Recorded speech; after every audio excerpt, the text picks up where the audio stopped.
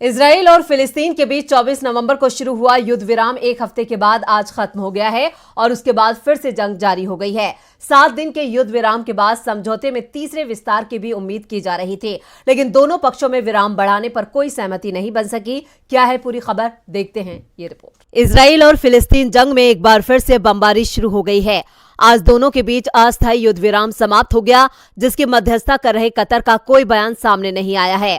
Qatar ने युद्ध विराम के विस्तार के बारे में तत्काल कोई जानकारी नहीं दी, जिससे नए सिरे से लड़ाई की संभावना बढ़ गई है। आपको बता दें कि युद्ध विराम आज सुबह 7 बजे समाप्त हो गया। युद्ध एक हफ्ते पहले 24 नवंबर को रोका गया था, जो शुरुआत में 4 दिनों तक चला और फिर कतर और साथ ही मध्यस्थ मिस्र की मदद से कई दिनों तक बढ़ा दिया गया। इस बार भी हमास ने युद्ध विराम का प्रस्ताव रखा था, लेकिन उस पर बात नहीं बन पाई। हफ्ते भर के संघर्ष विराम के दौरान गजा में हमास और दूसरे आतंकवादियों ने 100 से ज्यादा बंधकों को रिहा कर दिया, जिनमें से ज्यादातर इजरायली थे। बदले में 240 फिलिस्तीनियों को इजराइल की जेलों से छोड़ा गया।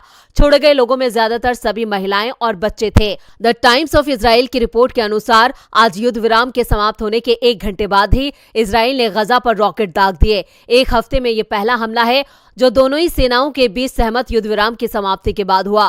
खबरों की माने तो इजराइल की बमबारी से गजा में कई लोगों की जान चली गई है। वहीं गजा से दागे गए एक रॉकेट को इजरायली सेना ने नष्ट कर दिया। हमले में किसी के घायल होने की रिपोर्ट नहीं है। आपको बता दें कि आईडीएफ ने 7 दिनों के युद्ध विराम के पूरा होने के बाद पहले ही लड़ाई जारी रखने की बात कही थी। द टाइम्स ऑफ इजराइल ने कहा है कि उत्तरी गजा पट्टी में गोलीबारी और विस्फोटकों की आवाजें सुनाई दे रही हैं, जिससे गजा में फिर से संघर्ष के हालात की खबर है। अब तक 15,000 से ज्यादा फिलिस्तीनियों की जान जा चुकी है।